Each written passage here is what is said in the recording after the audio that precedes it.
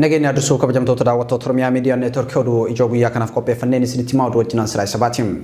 Qondaalli olaanaan adda bilisummaa Oromoo fi qabsaa mirga dhala namaa obbo Battee Urgeessaa godina Shawaa Bahaa magaalaa Maqii hoteela Pensiyoonaa Abbabaa Giraazmaa jedhamu keessaa baasanii ajjeesan jechuun maatiin Oromiyaa Miidiyaa Neetwoorkiitti himan.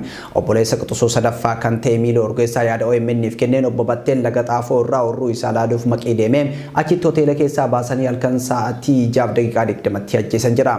Reeffa obboleessa koo bineensi akka nyaatuuf iddoo balfaa iddoo bineensi halkan itti wal gahutti gatanii gareen poolisii ganama bakka Battee itti gatan deeman wanti hojjetan hedduu nama gaddisiisa jedhe.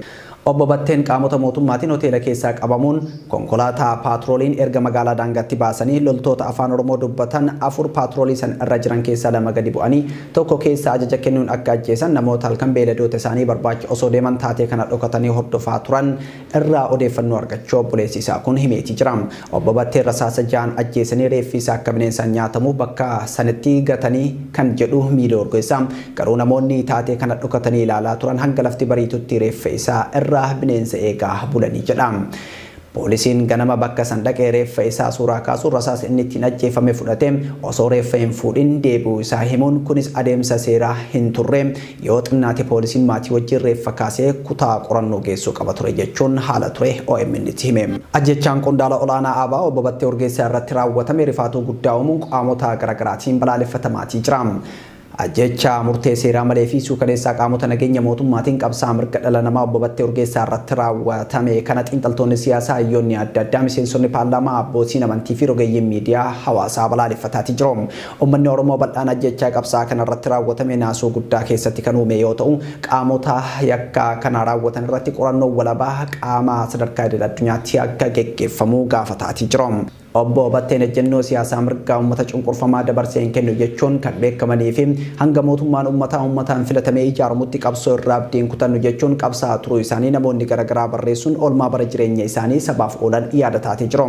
Abdii hin kutannu abdii kutachuufis as hin jirru hanga hiree filannoo irratti hirmaannoo argannee mootummaa uummanni filate ijaarrutti diddaan sirna cunqursaa irratti qabnoo itti fufaa hamma uummanni kun jirutti diddaan kun ittuma fufaa kan jiran obbo Battee Urgeessaa ture. Ajjechaa qondaala olaanaa ABO obbo Battee Urgeessaa irratti raawwatameef qorannoo walabaa guutuun akka adeemsifamu mootummaan Ameerikaa gaafate.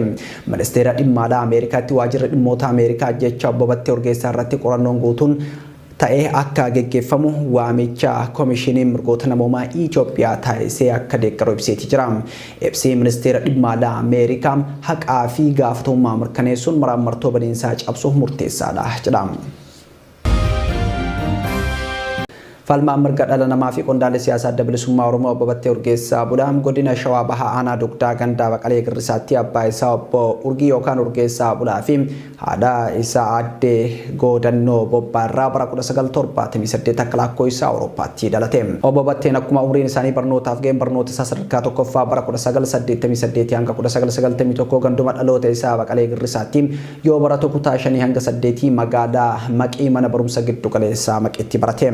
Bara 1992 hanga 1995 barnoota isaa sadarkaa lammaffaa kutaa 9 hanga 12 mana barumsa kaatolikii Maqiitti yoo baratu 1995 hanga 1998 qabxii olaanaa fidu yuunivarsiitii Bahar Daaritti barnoota baayoloojii ogummaa barsiisummaatiin barate leenji'e. Yuunivarsiitii Bahar Daar irraa akka eebbifameen mana barumsa sadarkaa lammaffaa Doobon Sookoo baatuu barsiisummaan ramadamee hojjeteeti jira. Kolleejjii Arambeettis itti gaafatamummaa fi kolleejjii Qiddist Maariyaam Adaamaa qindeessaa barumsa fagoo ta'uun tajaajilee jiraachuu isaa seenaan isaa ragaa baha.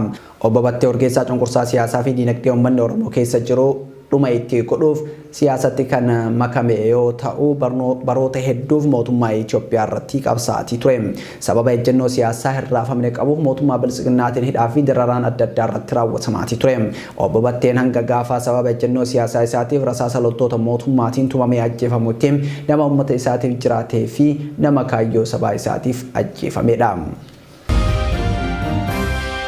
Oduma walqabateen hayyoonni Oromoo Profeesar Isqeel Gabbisaa fi Dr. Bayaan Asoobaa sirni biyya bulchaa jiru uummata abdii kutachiisuuf ajjechaa suukaneessaa namoota ciccimoo irratti raawwataa jiraachuu himan. Hayyoonni kunneen sagantaa OMN qopheesse irratti hirmaachuun ajjeefamuu qondaala ABO obbo Battee Urgeessaatiif gadda guddaa keessa jiraachuu ibsaniiti jiru.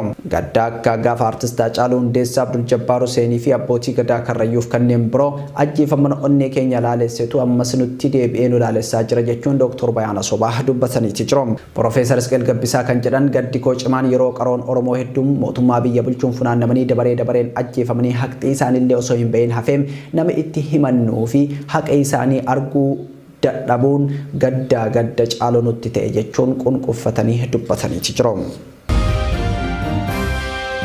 Ajjechawwan qaroowwan Oromoo irratti xiyyeeffatee raawwatamu sababa uummanni callisee fudhateef sadarkaa har'arra gahee jedhan jiraattonni Oromiyaa irraa yaada isaanii OMN'if kennan.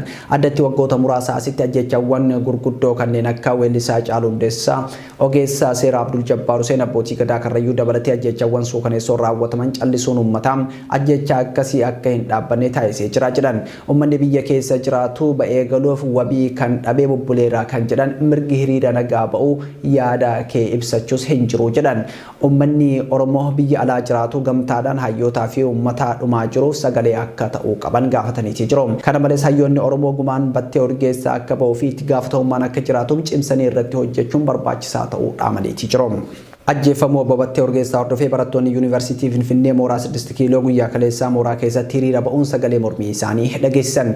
Ajjechaa uummataa fi hayyoota irratti raawwatamu akka dhaabbachuu qabu gaafatanii jiru. Hiriira yeroo gabaabaaf taasisanii sagalee isaanii dhageessaa turan booda humnoota mootummaatiin bittinneeffamanii jiru. Godina Wallagga Lixaa aanaa Yubdootti humnoonni mootummaa barsiisaa ajjeesuu jiraattonni OMN himan. Mana barumsaa Ciisaa Boorriitti barsiisaa baayoloojii kutaa 12ffaa kan ta'an barsiisaa Bijigaa Immiruu kaleessa ajjeefamuu jiraattonni OMN himanii jiru. Barsiisaan kun nama nagaa ta'uu jiraattonni ibsanii jiru.